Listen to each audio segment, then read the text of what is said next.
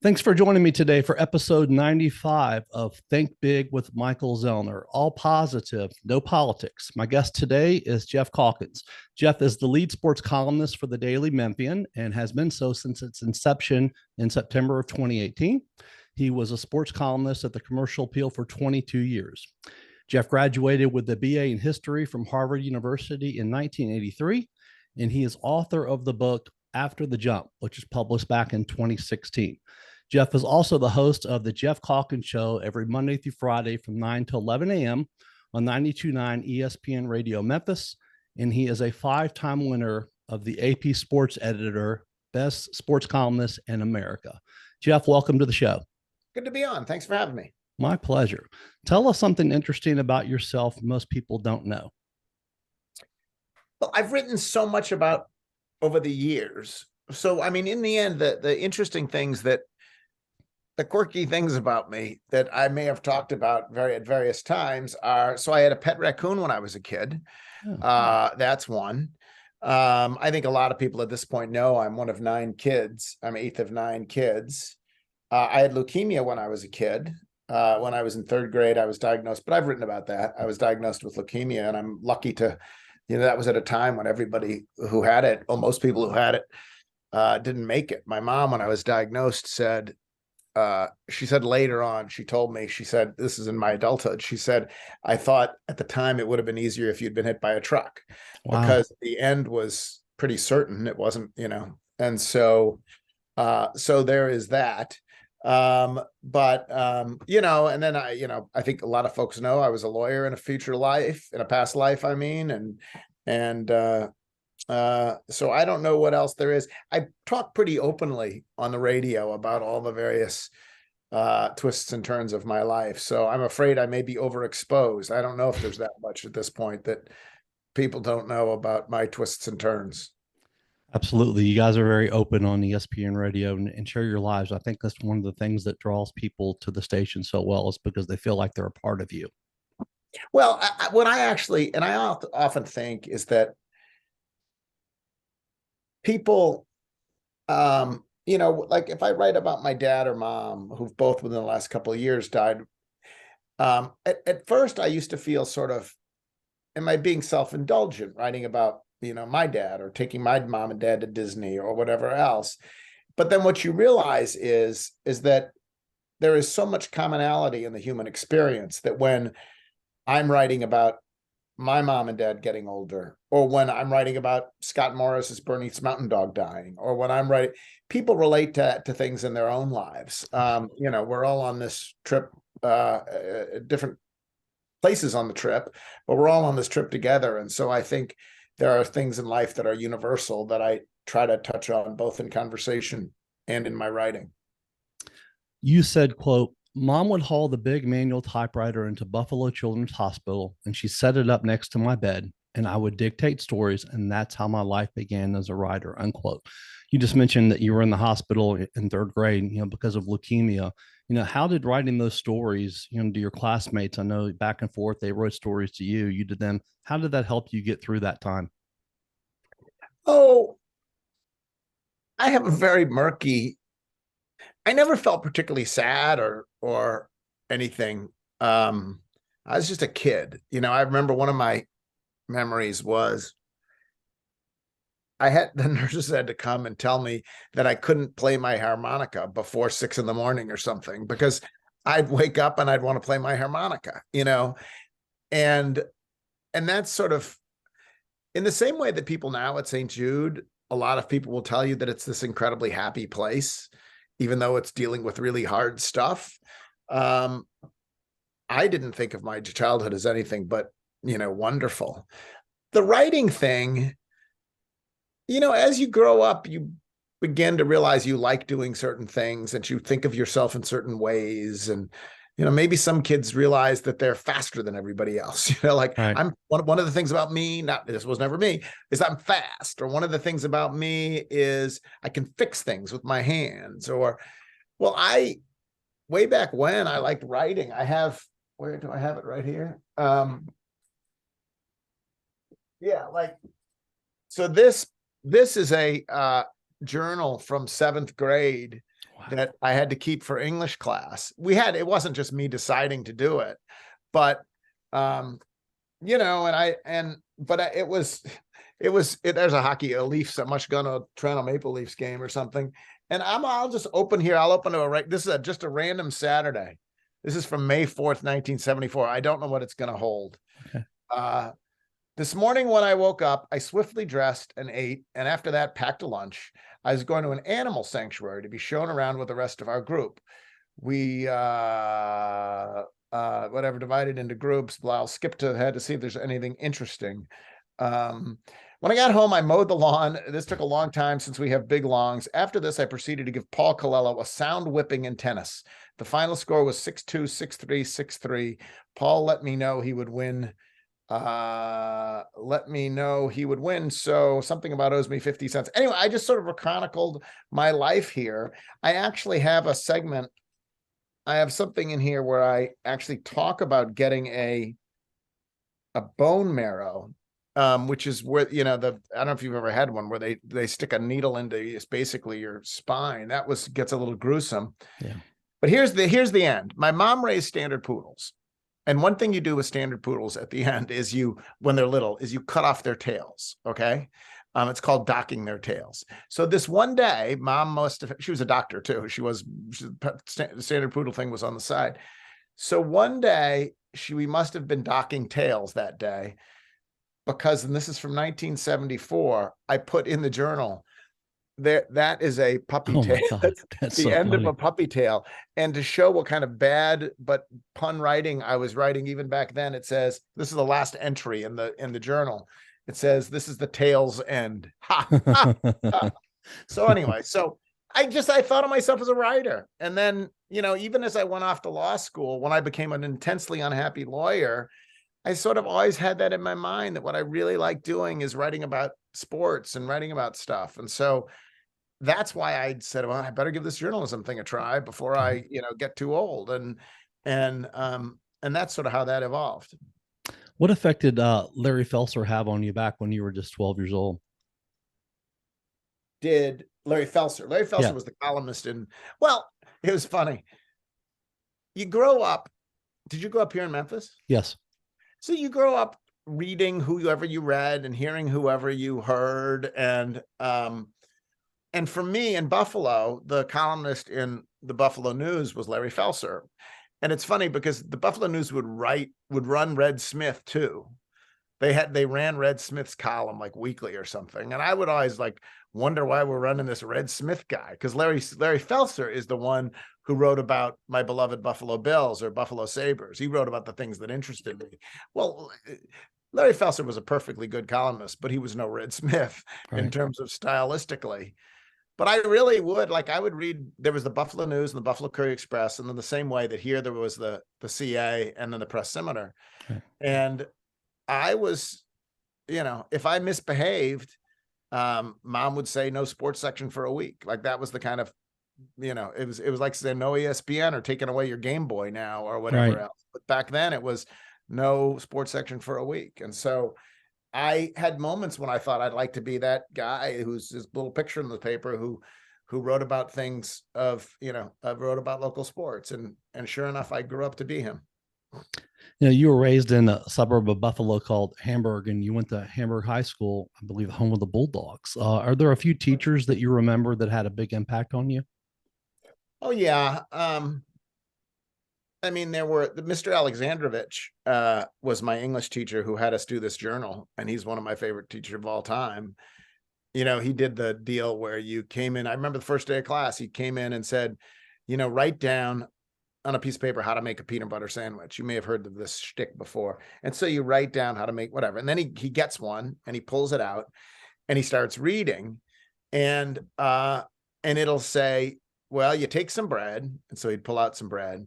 And then he said, and so then you smear peanut butter on one side. And so then what he did is he would take his hand and he'd dip it in the peanut butter and he'd smear, and everyone would, no, use a knife. And the whole point here was to, and then you put them together, and he'd put them together, but of course he put them with the peanut butter side out and the jam side out or whatever. And the whole point there was, I don't know how valuable a lesson it is, but the lesson there is write with detail and specificity, right? Right. So he was a fun teacher. He actually left teaching, went into being a stockbroker, which depressed me because he was such a great teacher. And it honestly makes me sad that to this day that so many great teachers don't get, paid more. So the life is sustainable. And then I had a wonderful history teacher in high school named Mr. Teague, Chuck Teague, who I took AP history, and they broke it into 2 years. So American history was up through the Civil War was the first year, and then the second year was Civil War on. And I had his notes, and I was a history major at Harvard, and I would often pull out his notes from high school to help me study for tests at Harvard. And I graduated magna cum laude from Harvard. So I found that I learned, as much at good old Hamburg High School with Mr. Chuck Teague as I did from a lot of my professors at Harvard. So those are two. I had a teacher, I took AP English at Ridgeway. There's a teacher in there named Harry Rainey. Mm-hmm. He was amazing. And when you talk about, taking notes, my sister had him 2 years before. She took really good notes and saved them. So 2 years later, I had them and I used them. But, when you're talking about, I learned more in his class in AP English at Ridgeway than I did in 4 semesters in English at Memphis State. Well, that's that good of a teacher. Yeah. Yeah. No, those folks leave an impact. Absolutely. Harvard accepted just 3.9% of the applicants to his class of, 2026. And I'm sure when you applied and you went there back in the, I believe, late 70s, those numbers were probably pretty low too. Why did you decide to go to Harvard, and what was college life like for you? Well, first of all, the numbers were easier back then. And part of that is there's an explosion in college applications everywhere. Like Vanderbilt. Yeah, Vanderbilt used to be a relatively normal place to get into. Right. And now that there's all these automated, you could just hit a button and hit the Common App and boom, so many people apply. Plus schools want their acceptance rate to be low because it makes them look like they're elite. So they do everything they can to get more people to apply. Right. But the end of the good thing here is too, there's also more awareness that of the financial aid that's available. I think it's a more diverse application based a lot of these places, but it was not nearly as hard to get into when I got into Harvard as it is now. Plus the fact that my dad went to Harvard. So that makes it easier as well. I grew up in a family, and I really do believe this, that if people will sometimes wonder why, folks who grow up in difficult circumstances, we have this idea of the American dream. It doesn't matter how you're born, where you're born, you can be a success. Right. And that is true. But the truth of the matter is, if you look at the numbers, most people pretty much are an extension of where they were born. Like if they're born in a poor zip code, the chances are they'll continue to be poor. If they're born in a wealthy zip code, they'll continue to be wealthy. If they have 2 parents who went to college, they'll probably go to college. If they have parents who don't go to college, they probably won't. Like, it's not the exceptional person is the person really who can change their circumstances and their family trajectory in a marked way. And I was not that. I did what I was supposed to do. I had 8 brothers and sisters. I was the 8th of 9 kids. And just take my brothers, for example. Steve went to Yale and Harvard Law School. Ben went to Harvard College and Michigan Law School. Hugh went to Williams College and Harvard Medical School. I went to Harvard College and Harvard Law School. And Tim went to Yale College and Harvard Business School.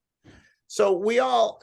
it's hard to claim that we did anything exceptional. We did what we were supposed to do. We're supposed to get good grades. You're supposed to have great activities. You're supposed to be elite, whatever else.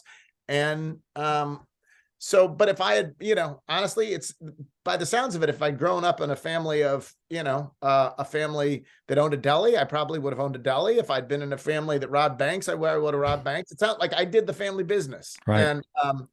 And for me, the family business was, getting good grades and going to an elite college. Well, you obviously belonged there. I mean, graduated magna cum laude. So obviously, even though it might have been easier to get in, you belonged to go to school. Well, there. I mean, I got in. And so, in the end, but it's also, you're put on a path. Yes, I got into Harvard Law School, but not everyone who applies from Harvard College gets into Harvard Law School, but a lot do. Like more people, there are more members of my class at Harvard Law School that went to Harvard College than any other college. I had one classmate who went to Marquette, played basketball at Marquette at law school. I had one who went to Louisville, but just one. There were probably 23 of my college classmates who were in my class at Harvard Law School. So anyway, I don't claim to any. I did what was expected of me. And the truth of the matter is, it also becomes a little bit of this is first world problems, but it becomes a little bit of a trap because I then followed the path. Like I was very good at following a path and doing what I was supposed to do. And I followed the path to, okay, I don't want to be a doctor. I knew that because I didn't love science and I didn't love blood. So I'll go to law school. Right. And like, that seems like a path that successful people go on. And then I'll take the most prestigious law job I could get. And then I ended up as an intensely unhappy lawyer. Because in the end, I do think we all have to ultimately find our own paths. And that was me doing what is expected of me, but not necessarily, what was going to make me happy or my highest and best use. You said, quote, "The truth is I care more about Memphis than I care about sports," unquote. What has Memphis meant to you over the last 26 years? Oh, it's funny because when I moved here, I'd been here briefly, but the idea that I wouldn't end up in Memphis, it would be like, someone who grew up in Memphis ending up in Albany or Schenectady or where, like crazy. How did I end up here? Okay. But in the newspaper business, you go where the jobs are. And I think when I came here, like so many Memphians who move here, you think, oh, I'll stay 2 or 3 years. But it really is the place where I found my life, my life's work. I have loved being a journalist in Memphis. I love the fact that it feels like people matter here, that it's a place where you can have an impact. It's big enough that it has everything you could, that I could want. And yet it's small enough and there's enough needs and challenges that you can have a real impact here. And then I raised my 3 kids here. The best things in my life, like the part of my career that I really love, which is my connection to the city and writing about the city and raising my kids. Like those 2 things are, all unfolded for me here in Memphis. So it's been, it's been the place where I've found my happiness and my way and all of that. Could I have found it somewhere else? Maybe, but this is where I found it. And so when along the way, occasionally, someone would come calling from Seattle or Minneapolis or wherever else and ask me if I wanted to go do the same job there. And what I ultimately concluded was, like Seattle, I got offered a job in Seattle being exactly what I am here. And, but like, why roll the dice when you're happy? Why roll the dice for some elusive greater happiness? I guess I could have upended my life and moved to Seattle, and the family could have moved to Seattle, and I could have tried to do exactly, but I'm happy here, and so I've stayed, and it's just been wonderful for me, honestly. I understand one time you ended up going jogging with Supreme Court Justice Antonin Scalia. How did that end up happening? Well, so when I was a lawyer, my first job out of law school was I clerked for James Buckley, William F. Buckley's brother, who was a senator from New York. And then he became a judge on the U.S. Court of Appeals for the D.C. Circuit. And down the hall was Ken Starr, who was a Court of Appeals judge who went on to be infamous because he's the one who, led the impeachment of Bill Clinton and who, and then he was ousted at Baylor for, it didn't all feel so polarized back then. I worked for a conservative judge. I'm not conservative now, really. Most people I'm pretty left at this point, but I worked for a very conservative judge. And you get to know the law clerks. And so one of Judge Starr's law clerks, he's now a professor at Notre Dame of law school, named Bill Kelly, went on to work for Scalia as a Scalia law clerk. So there was one day and they went jogging at lunch all the time. Scalia would go jogging with his law clerks. And so he asked me if I wanted to come along and I don't remember much about it except for just huffing and puffing around the mall with Justice Scalia. But yeah, it was a rarefied, like John Roberts, the Chief Justice of the Supreme Court. He was a partner in the law firm where I worked, and helped recruit me to the law firm. I don't know that he'd even remember my name now, probably vaguely, but it was a if intellectual lawyering is what floated your boat, it was pretty heady stuff. I just was bored. For me, lawyering didn't mean trials and being on your feet and dealing with real human problems, which I might have enjoyed more. It was one giant case after another and writing memos and doing discovery and documents going back and forth. And I was mostly just bored out of my mind, and I didn't care. Like, I didn't care. I wasn't particularly rooted in the I was, it's not that I thought my clients were evil. It's just, I didn't really care who won or lost. Like, if a turbine breaks and the turbine, someone sues the turbine maker and then they sue the metallurgist or whatever, why do I really care who wins or loses? I didn't find any emotional stake in what was happening there. And so I finally got out. So I believe that firm might have been Hogan and Harrelson in DC that you were working for a few years. At the time, it was called Hogan and Hartson. Now it's called Hogan and Lovells. It's changed its name, but yeah. So you decide you don't want to practice law anymore in 1991. At the age of 30, you went to Columbia, got your master's in 92, and you get this job at newspaper in Anniston, Alabama, for very little pay. What kind of reaction did you get from those closest to you, and what was going through your mind as you were taking that drive down to Alabama? Oh, it's funny. People always think that my parents must have been, oh my goodness, you were here. You were. I think at the time I had just got engaged, and I think my future mother-in-law, she was a little confused. Like, her daughter had found this guy who was a Harvard lawyer living in Washington, D.C., and he was going to go do what? He's going to go make $225 as a sports writer covering high school sports in Anniston, Alabama.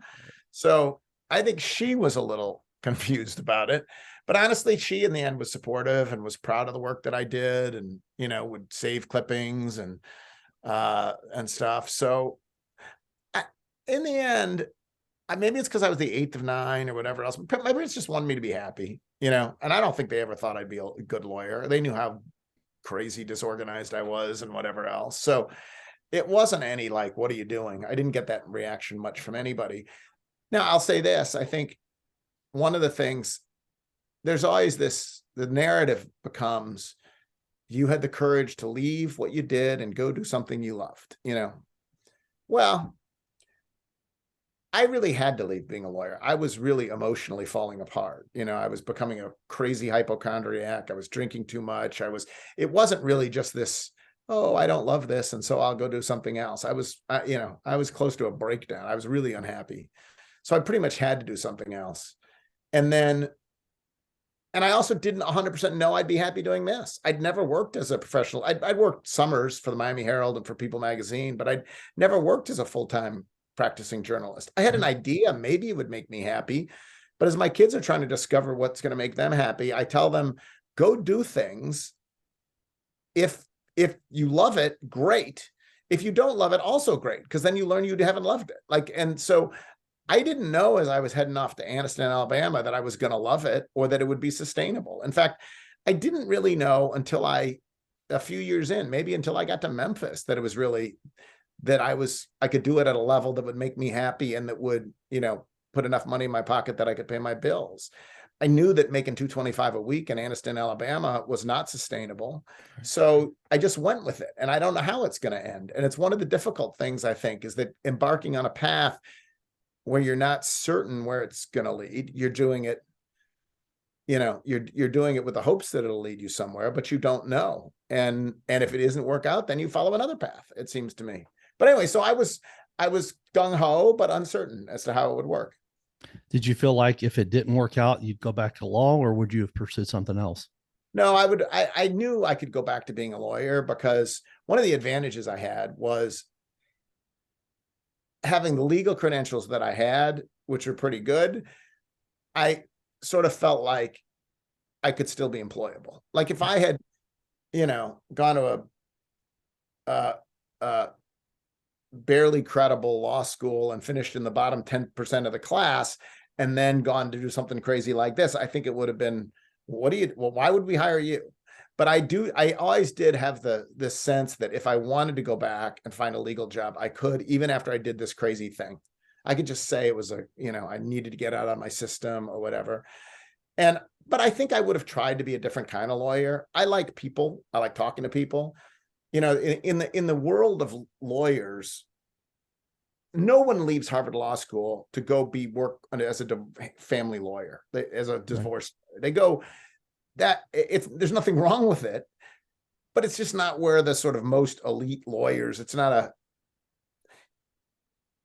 and that's what I think I would have preferred, because it's real people and real people's problems, or working as a DA or working as a public defender or working with real people where I'm actually in court. And my mistake is that I followed this illusory, prestigious path to a, law firm that had a future Supreme Court justice as one of the partners, as opposed to thinking about how would I actually be happiest as a lawyer. And I would have been happiest as a lawyer dealing with real people and their problems rather than giant companies, even though they could pay their bills. It wasn't much fun. Al Dunning was the sports editor of the Commercial Appeal for 18 years before passing away, suddenly at the age of 59 back in September of 95. And when former commissioner of the NFL, Paul Tagliabue, was talking about possibly putting an NFL team in Mexico City in 1994, Al Dunning said, quote, "We wish to remind our Mexican neighbors that the gringo in charge of the NFL sometimes talks a better game than he delivers," unquote. Of course, he was referring to how Memphis had been burned, by the NFL several times. Line. Yeah.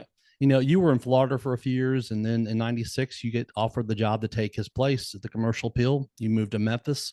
That had to be a pretty exciting and optimistic time for you. You're in your mid 30s. You go from, you were making six figures in DC, 225 in Alabama 4 years before, and now you're coming to a major city and a big newspaper. Pretty exciting. Oh yeah, it was exciting, and it was also nerve-wracking because the truth of the matter is I wasn't really ready for the job. I'd only been a journalist for 4 years, and most people, you don't go from covering high school sports to being the columnist at a metro paper in 4 years. Right. I was older, which gave me a little bit of a leg up, I think. And, I had this crazy law background, but the truth of the matter is there were 3 people at the paper at the Commercial Appeal who wanted my job, the job that I ultimately got, who didn't take particularly kindly to me getting it, and nothing personal, but Mike DeCourcy was here, and Ron Higgins was here, and David Williams was here, and they all wanted the job. And I was keenly aware that they all wanted the job, and I was coming in as a guy who got it instead of them.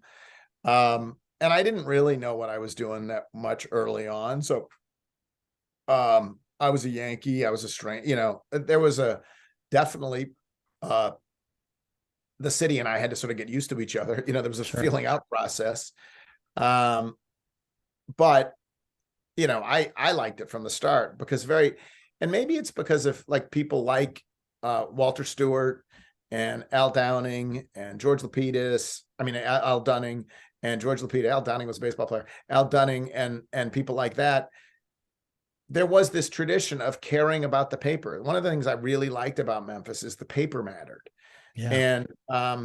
And so you step into this role and instantly there's a responsibility that comes with it, but also a respect level that comes with it because what people have seen of their columnists that have come before them. And so I stepped into that role and there was pressure to it.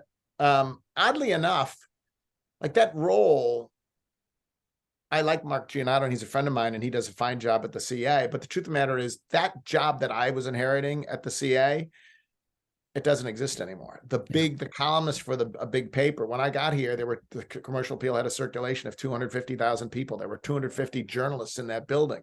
Now, I don't know if they have 25 journalists and the circulation's probably 25,000 or something, whatever, maybe it's 30,000. I don't know exactly, but it's gone from 250 to that. And so just papers now don't neither the CA nor the Daily Memphian has the reach that the paper used to have and the meaning and the power and the pulpit really that the paper used to have. And I was the beneficiary of that by, it's probably like, it was not exactly like taking over the Alabama football job, but you're starting at a place that has some tradition, and some heft behind it. And so, I was lucky in that respect. George Lapides was good, wasn't he? Yeah, George was really good. It's funny, what George Lapides was good, and this was to the end, was he cared deeply about news, and he was a hard news guy. Like George, I don't know what it says on his tombstone or if he has it, but like, they always ask, what would you like on your tombstone? George would like reporter or newspaper man. He was a columnist, but he really thought of himself as a reporter. George was much better at breaking news than I am. That's what he wanted to be the first to tell you. He wanted to have the inside scoop. He wasn't a poet. Like George didn't often like try to write columns that would make you cry. He would make you write columns that would say, this is what's happening. Here's the inside story.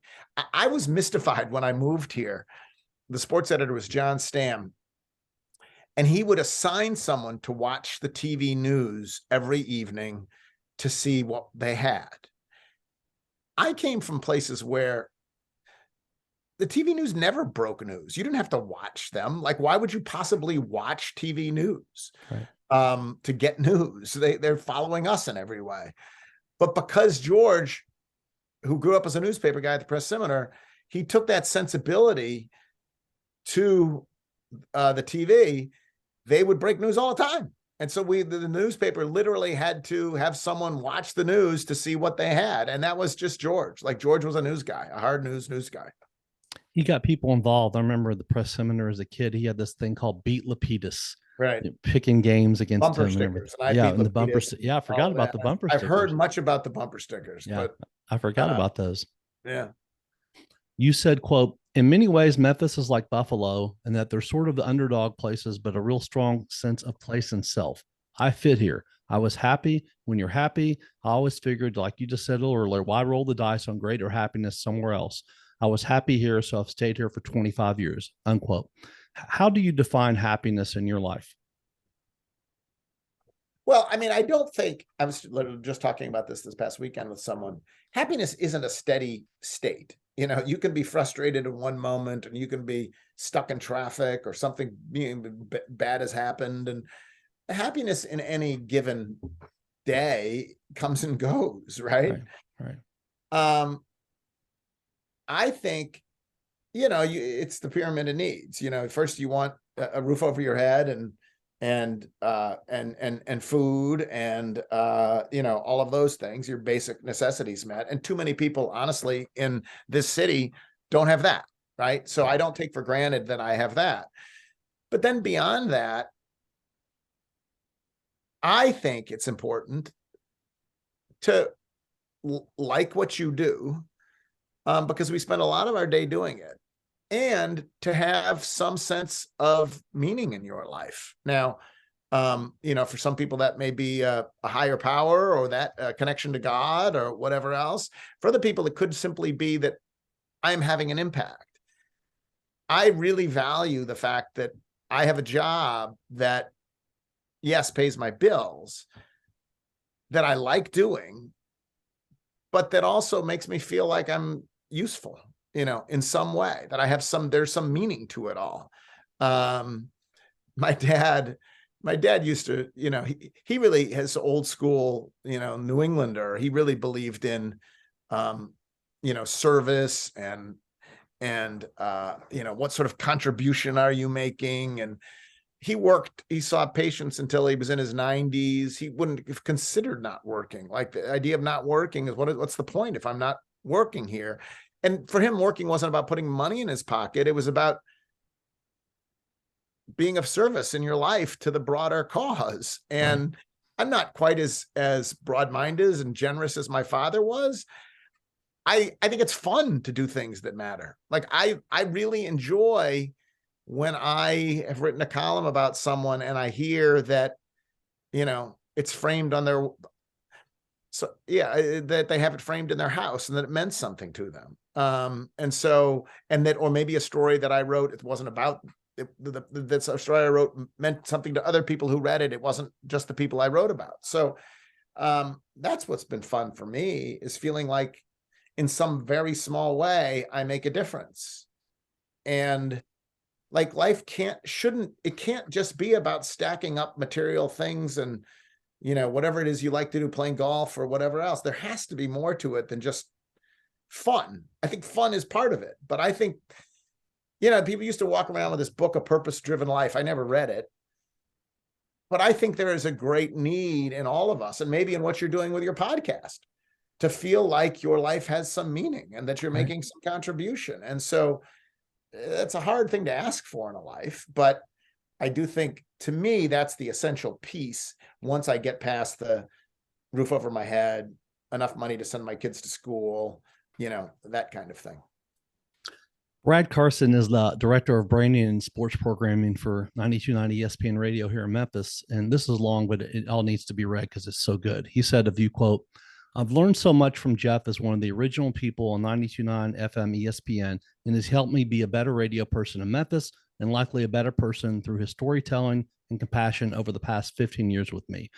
Geoff demonstrates his care for Memphis as few others. Memphis is lucky to have a talent like Geoff as its columnist. I'm so grateful I get to watch and learn from Geoff like all our listeners. What makes Geoff so awesome is he shares his authentic self every weekday on our 92.9 Listen benefits, and we are grateful for his perspective and creativity. We have a promo that has become the mantra for his show and probably the station now, with Geoff saying, quote, "We talk about the things we want to talk about. That's been a good formula," unquote. He obviously, Geoff has a ton of respect for you, but he's a fan too. How has Brad's leadership and guidance helped you guys get to where you are now with the radio station? Was, one of the top radio stations, in sports in the nation? Well, both. When we came, it started with Gary Parrish and I, and it was Dan Barron and Brad Carson who sort of had this idea for, let's take this station that used to be a rock station. Right. And we didn't have an FM station, a sports talk show station. And they had this idea, let's do it. And so it really was, their baby. And they recruited, at the time, Gary Parrish and I were doing a show. It was called the Geoff and Gary Show on a AM station that you had to be within 2 square blocks of it to hear us. And that was a morning show. They said they wanted to do an afternoon show.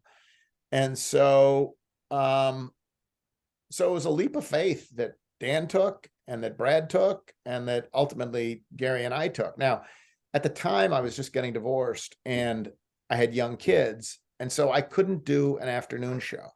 Right. At least I didn't think I could. There's too many ball games and there's too many piano lessons. And there's like, the afternoon is when those happens as a single dad. And so what we came upon was this formula where it would be the Gary Parrish Show with Geoff Calkins, because they wanted my name still in the name.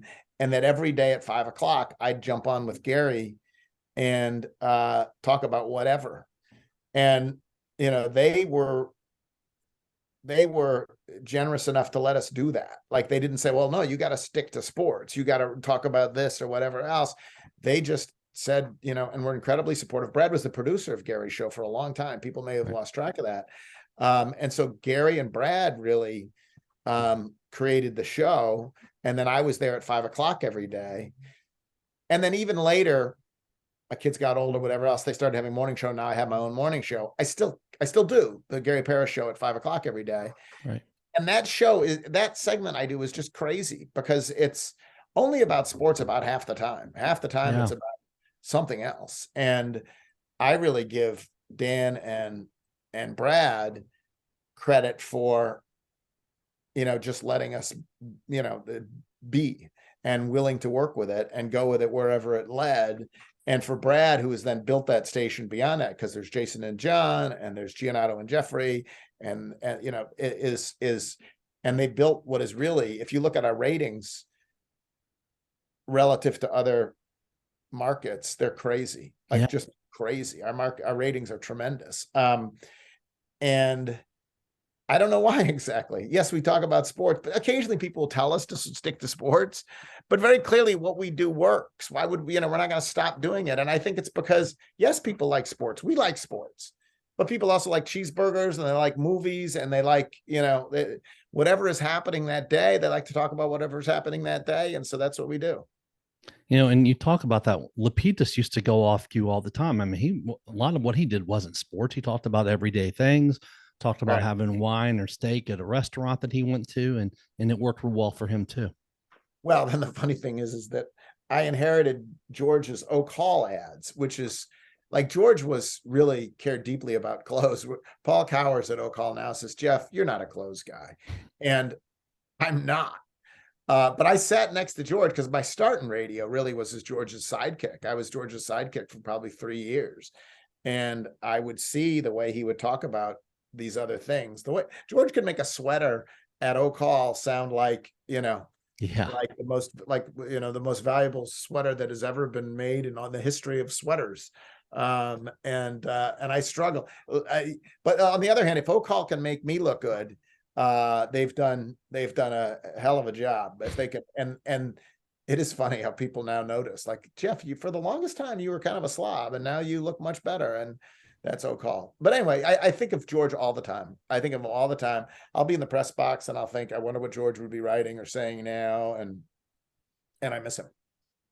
Just about 5 years after you got to Memphis, two pretty big things happened for the city. R.C. Johnson hires John Calipari to coach the Memphis Tigers, and the Grizzlies relocate here from Vancouver to Memphis.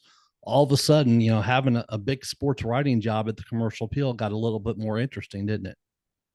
Oh, yeah, that was when I moved to Memphis, the sports editor in Miami was like, what the hell are you doing? And when I came to Memphis on my visit, I went to see a Memphis Jackson State basketball game at the Pyramid. And then I went to a River Kings game at the Mid-South Coliseum. And that's what was big league here. Yeah. The tennis tournament was here. That was big league, but there wasn't much that was big league. And there was this great sense of woe that the NFL had passed over the community. But then very quickly, a lot of things happened. First was the building of AutoZone Park, John Calipari arriving. We had the Tyson Lewis fight in there. Yeah.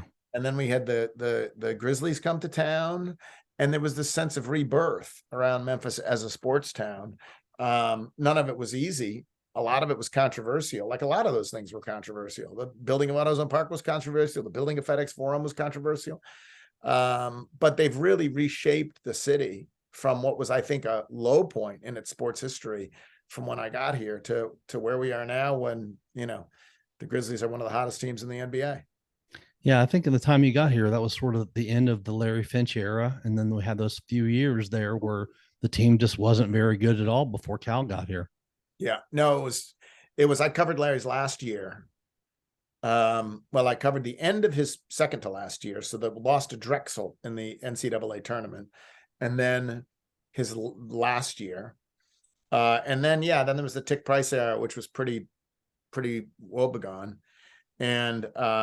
And then John gets here, and like that first day when John is introduced, it was a massive crowd down at the Pyramid. And it took John a little while to get it going, but once he got it going, there will never again be an era quite like that, or has there been before an era quite like that in Memphis? But they might win a title someday, but they're not going to have an era of sustained excellence like they did under John, which was extraordinary. I believe that Drexel game was Lorenzen Wright's last game, wasn't it? It was, yeah. He turned pro very quickly after that, and then was drafted by the Clippers. Yeah.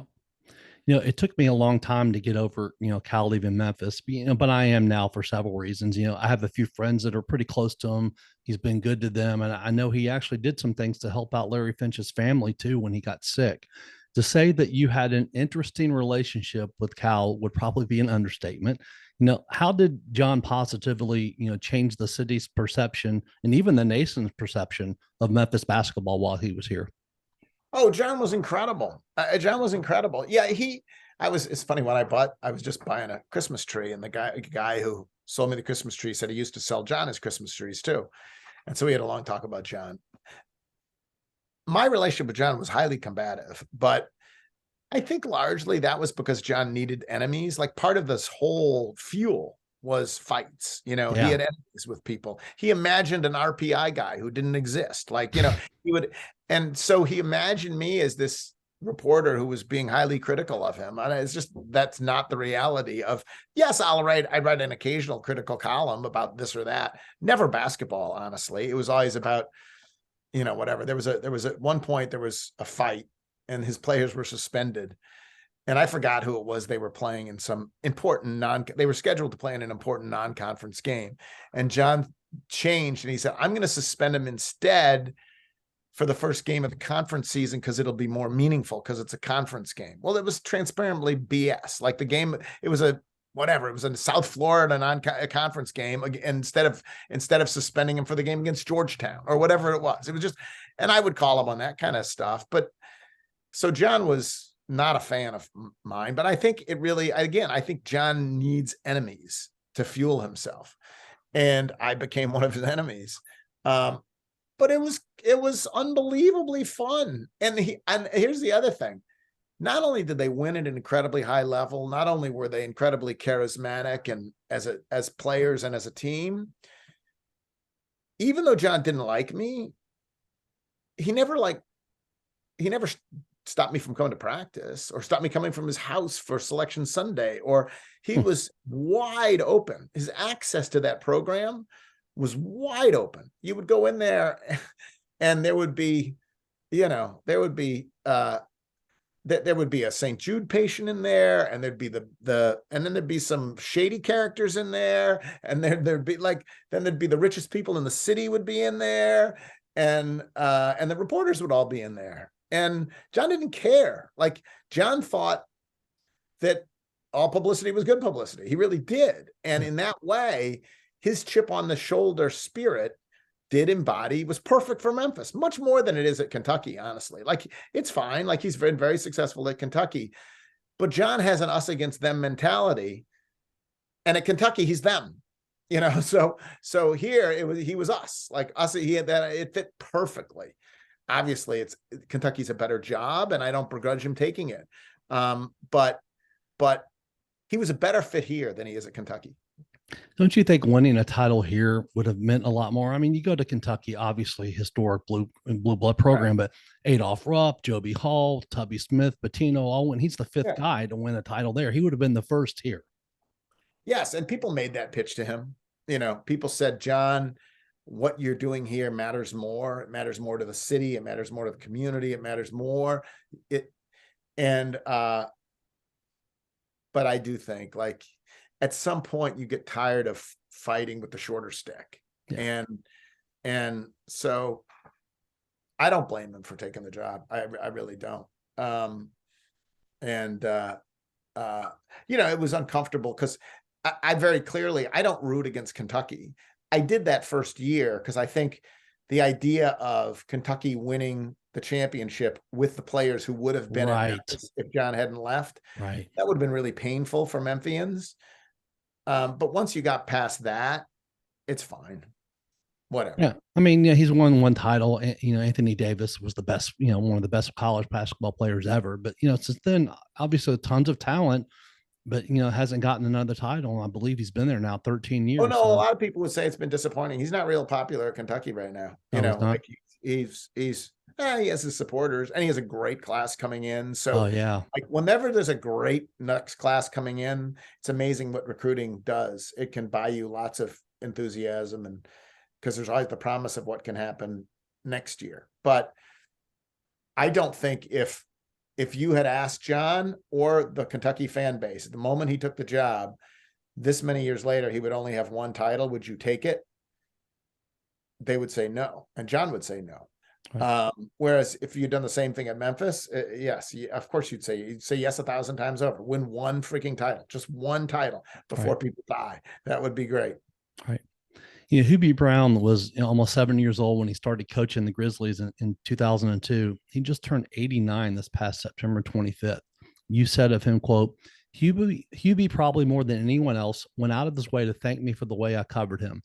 Given that he is such a pro, I think that's one thing that sticks in my mind. For Hubie, who knows more about basketball than I would ever think of knowing. For him to thank me for the way I covered him was particularly meaningful, unquote. He was only here for just a few years, but he left a pretty lasting effect on you in Memphis too, didn't he? Yeah, and I think we were lucky because we got Hubie at a time when in his life he didn't take it for granted, any of it, right? He didn't know he'd been, I don't know, 9 years since he'd coached or whatever it had been. And so there's a time when whatever, you're 35 and you think whatever you're doing will go on forever. And well, when Hubie came here, he enjoyed all of it. Like he enjoyed the chance to coach again. He enjoyed the chance to teach again. He enjoyed the chance to mold a team again. He enjoyed the chance to talk to reporters again. And I think we were it's not just that he was kinder and gentler because he was older.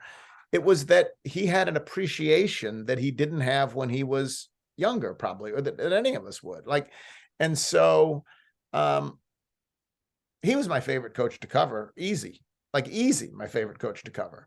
And then, yeah, he was really grateful. And I don't need gratitude. That's not what I like it when I like to matter to readers, and I do like it when the people I cover think I'm fair and accurate and all of that. I like that, but I write for readers, not for necessarily for the people I cover. But when Hubie goes out of his way to thank me for the way I covered him, yeah, that meant something because I had such regard for him and because he's clearly knows so much about basketball. But I just I liked watching him work, and I liked the gratitude with which he went to work, the sense of joy. And, we talk about back to having a purpose and a meaning. I think Hubie was doing in those years, he was doing what he felt like he was put on this earth to do. And he was getting another chance to do that. And so he took it all in with a sense of appreciation and gratitude that I don't know that all of us have all the time. And he seemed like, watching him coach and, just listening to him talk, he really cared. Oh, yeah, deeply. Yeah, deeply. And he had an appreciation for Memphis's basketball history. But he also was going to do things his way. He was going to do things his way. And he had a team that it worked for. He had a team that didn't have, if you look back at that team that won 50 games, it's kind of crazy they won 50 games. Powell was a great player. Powell's an all-time great player. I know some Memphis fans still don't like Powell, which is just crazy to me. He was an all-time great player. He will be a Hall of Famer. But beyond that, it was Shane, who was a pretty good NBA player, but really that's all. Jay Will, who was an erratic NBA player. He had different players came in and out. Bonzi Wells came in and out. Mike Miller was on so he had some good players on those teams, but no real stars. And he won 50 games. Right. It was kind of amazing. And fun. Yeah. You said, quote, "These days, it's hard to remember how unpopular the Grizzlies were at the beginning. Most Memphians opposed the FedEx Forum deal," unquote. You wrote an article in the morning that, changed Shelby County Commissioner Tom Moss's vote that day, pleading with the commission to approve this deal. It's what I said frequently. I call it the power of a moment. Had Geoff Calkins not written that article that day and Tom Moss hadn't read it, the FedEx Forum might never have been built. There might never have been a grit and grind era, and there might not be a Ja Morant era, right? Yeah, that may be it was nice that he said, as he was casting his vote, he said, there's a moment when you make your mind, and my moment came this morning as I was reading Geoff's column. And you don't normally, as a columnist, get that direct a sense of impact. That I wrote this, and therefore, he may have been exaggerating. He may have been inclined to vote that way anyway. That is what he said, though. What I really appreciated there, though, is my opportunity to be part of the public debate. And we go back to what I was saying before about newspapers mattering and about making a difference in Memphis. I don't know that in New York City, my column would make a difference particularly. It didn't when I was writing in Miami, I felt like there wasn't a real sense of there. People were from New York or they were from wherever else.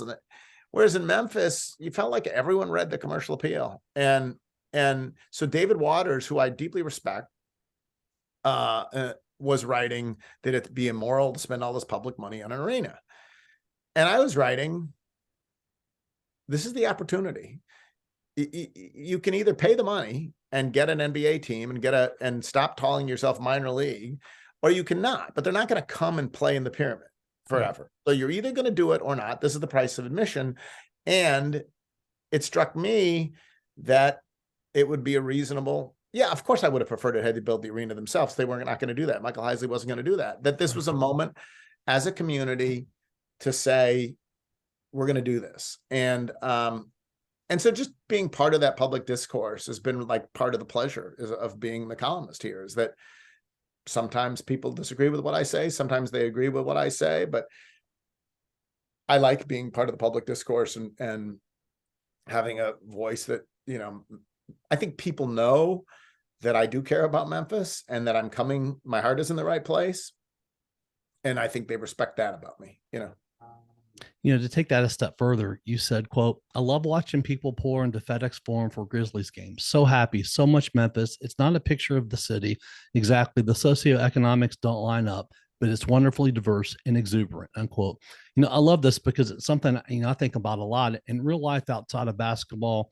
At the FedEx Forum, what is it like for a Grizzlies game, at the FedEx Forum compared to real life outside of basketball?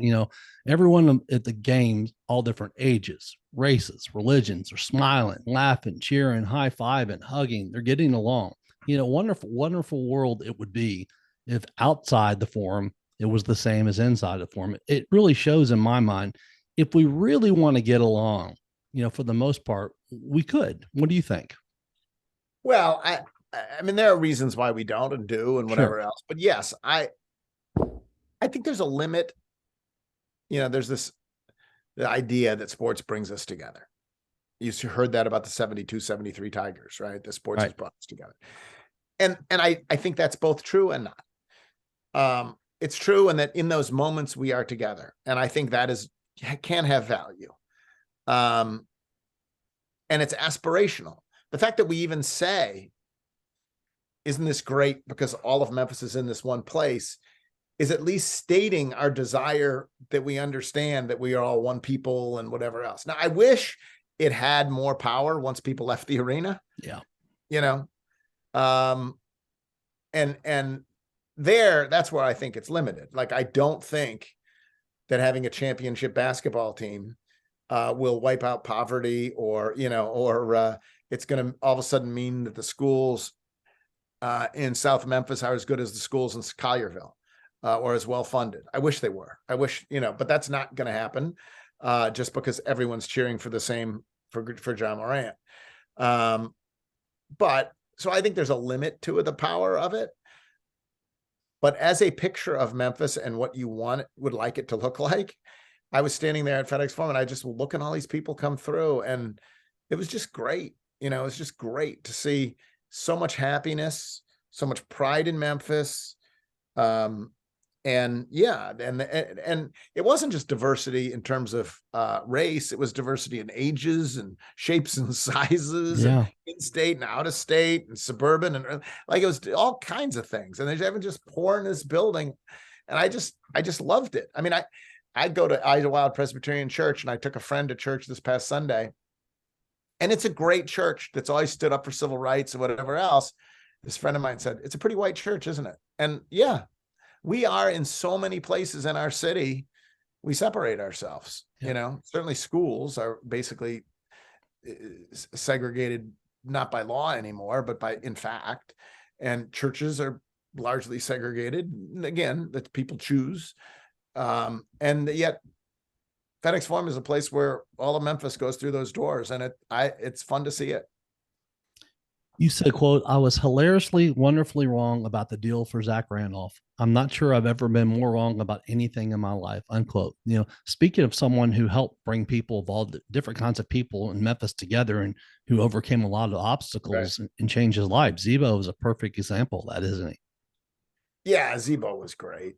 And it's funny, like, Zebo just had a reputation when he came here, and he had a sort of reputation as being poison.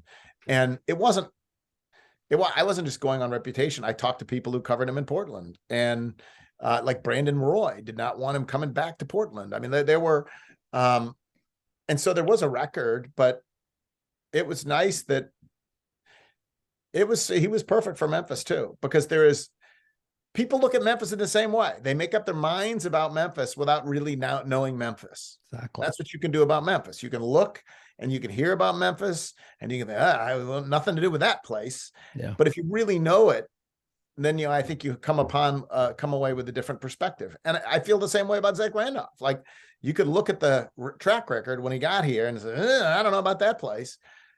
But if you put that aside and actually meet him on his terms and understand what he's about and what he's been like, then it was really hard to not love Zach Randolph. He was just wonderful. You've been named, the best sports columnist in the United States 5 times by Associated Press sports editors, and you've gotten so many different awards in your career. What has it meant to you to be recognized by your peers for all your effort and hard work as some of the, one of the best in the business? Well, so when you're young, the Associated Press sports editors, there's a lot of contests in the world. And for sports writers, the APSE contest is the one that matters. And even there, it's by circulation. So now when I win it, I think I won it last year. It was for newspapers in my circulation category, which at the Daily Memphian is pretty small. We're a brand new newspaper. So I'm not competing against the New York Times there. I'm the best sports columnist as voted by this whatever. In my circulation category. Back when the commercial appeal was 250,000 circulation and I won it, that was a stiffer contest. Right. When you're young, it matters because it helps your career. Like awards matter, accomplishments matter. You're building something, right? Now I don't really. Now I know you reach a certain point where if what you wrote was good or you kind of had an off day. I don't actually need an award to tell me when I know that I'm good or bad. I'm pretty comfortable with, and there are times I think, I haven't written a good column in a month. But the awards matter much less to me now than they ever did. They mattered something coming up just because you want to, build a reputation and you want some confirmation and that you're doing a good job and you want the respect of your peers and all of that. But I suspect it's like a coach. If you've reached the team, if you've done the best you can, if you've and I pretty much have a pretty good sense now when I'm good and when I'm bad. And there are days that I miss. And then there are days when I'm really happy with what I've written. And you just hope you have more good ones than bad ones. Your book, After the Jump, columns on the best 20 years in Memphis sports, you obviously wrote this book, I believe it came out in 2016 after being in Memphis, for 20 years at the time. What was your inspiration and motivation in doing that? So 2 things. First of all, I have to wrap up soon because someone's about to walk in my door. So I don't know if I don't know where you are. You do so much research on these questions. I had no idea that you can do this many podcasts and be this well prepared. But the truth of the matter is, when people say I wrote a book, I always get a little abashed because I didn't write a book. I took a collection of my best columns and I stuck them in a book and stapled them together, really. But I did it because I wanted to. Mom and Dad were getting old, and I wanted a collection of my columns, and I wanted to be able to dedicate to them. And I don't have.